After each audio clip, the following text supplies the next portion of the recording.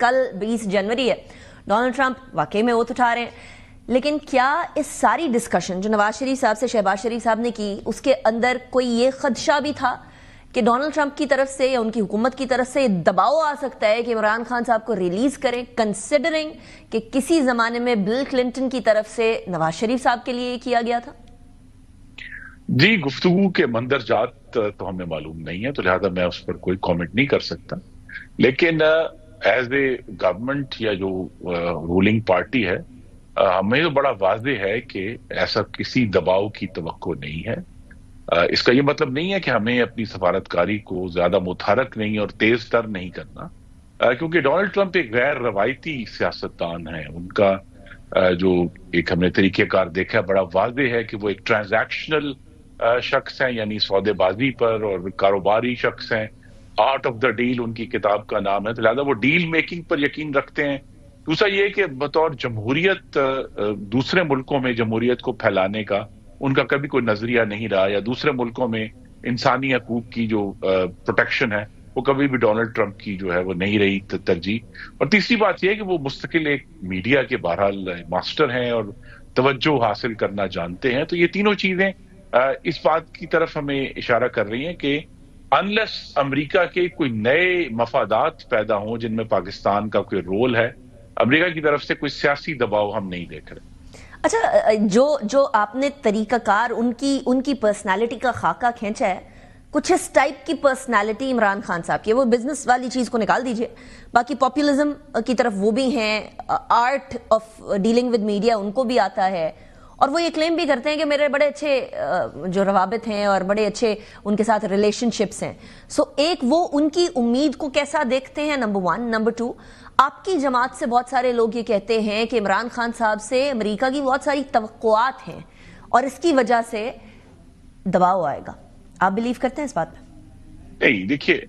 یہ بات تو کلیئر ہے کہ عمران خان کی جب حکومت تھی 2018 سے 22 تو انہوں نے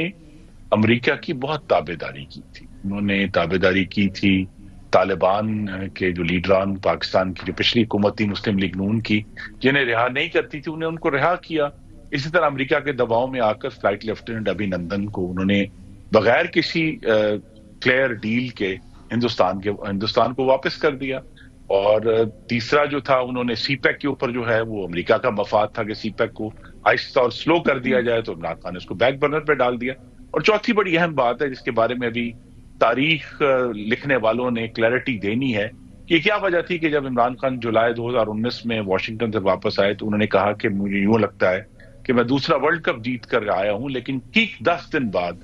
ہندوستان نے کشمیر کے ٹکڑے کر دیے اور اس پر قبضہ کر لیا، اور اس پر پاکستان کی طرف سے کوئی خاطر خواہ مزاحمت بھی ہمیں دیکھنے میں نظر نہیں آئی۔ تو لہذا وہاں تو جب بائیڈن ایڈمنسٹریشن کو پاکستان کی ضرورت پڑی 2021 میں انخلا کے وقت، تب بھی پاکستان میں جو ہے عمران خان کی حکومت تھی، انہوں نے بہت زیادہ سپورٹ کیا تمام وڈرول پروسیس کو۔ سو یہ ساری باتیں تو اس طرف اشارہ کر رہی ہیں خرم صاحب کہ روابط واقعی میں اچھے ہیں، یا رشتہ جو ہے آپس میں ان کا واقعی میں اچھا ہے، تو پھر تو ایکسپیکٹ کریں نا ہم۔